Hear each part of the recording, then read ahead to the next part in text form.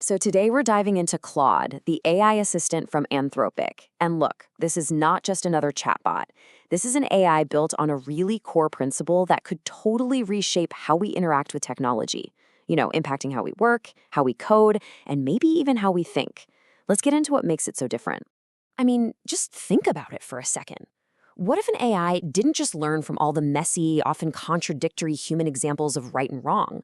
What if instead it was built from the ground up to follow a specific set of principles, like a written constitution? Well, that's the wild idea behind Claude. And it's a huge shift in how we approach AI safety and behavior.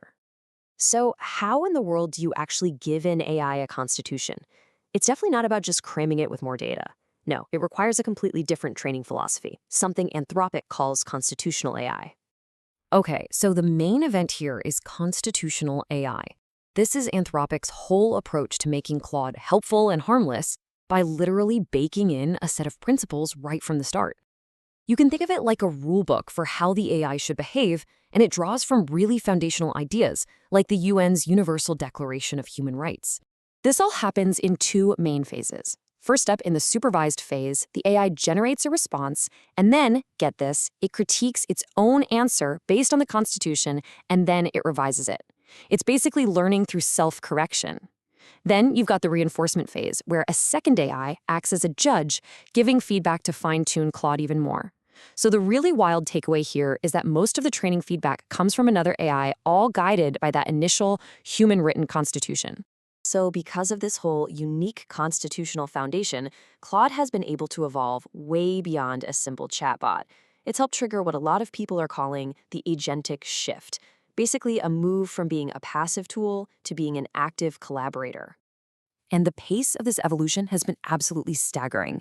I mean, from its public release, we saw its context window just explode to 200,000 tokens. To put that in perspective, that's like asking it to read a 500-page book and remember every single word. And when you look at Anthropic's own roadmap, the goal is to move towards entire teams of AI agents working together. That is a massive leap from where this all started. This really represents a huge change in how teams can work. Just think about the old way, right? Static documentation, like a company wiki page that's probably outdated the second you finish writing it. The new way, with features like Claude Projects, is to treat the AI as a shared working memory for the team. It's alive, it's centralized, and it's focused on what the team needs to know right now.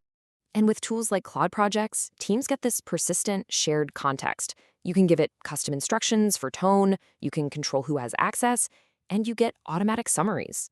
The whole goal here is to solve that classic problem we all know, where crucial information just gets scattered and lost across a million different chats and documents and people's heads. The impact of these more agentic features is super clear when you look at software development. The trajectory is just so strong that many experts are projecting that by 2026, tools like Claude Code will be considered the absolute best AI coding assistants out there. That just shows how much this collaborative approach is shaking up the entire industry. Okay, but how does all this stuff translate from features on a slide to the real world? Let's take a look at some really high-stakes applications where Claude is already making a huge impact. And we're not just talking about a tool for small startups here. We're talking about places like Goldman Sachs, which manages over $2.5 trillion in assets. They are using Claude for real, regulated, and very high-risk financial processes. And the results are pretty tangible. By plugging Claude into their systems, Goldman saw client onboarding speed up by 30%, and some of their internal workflows saw productivity jump by over 20%. It's a perfect partnership. The AI handles the massive scale of the work, while the humans handle the final judgment call. But of course, with this kind of power comes a lot of complexity. On one hand, Anthropic has partnered with U.S. intelligence and defense agencies to provide them with Claude models. But at the same time, its own constitution and its usage policy explicitly prohibits its use for things like mass surveillance or fully autonomous weapons. And yeah, that's a stance that has created some tension. All of these powerful applications bring us to a really crucial point. As this AI gets more and more capable, our role has to change right a lot with it. We're shifting from simply using a tool to actually collaborating with a teammate. Come on, we've all done this. We treat the AI like some kind of magic box and just toss it a vague, low-effort prompt, kind of hoping for the best. But just look at the difference here. When you provide context, a specific tone, a clear goal, and some constraints, you get a dramatically better result. Claude really shines when you explain exactly what you want. It's a collaborator, not a mind reader. And this pattern totally holds up in the data.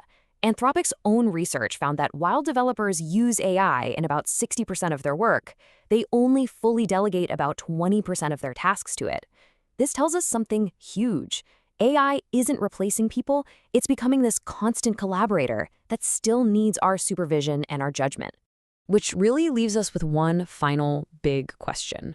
We know the technology is here, and it's getting more powerful every single day. We see it shifting from a tool we command to a teammate we collaborate with. The real question now is, are we ready to make that shift too?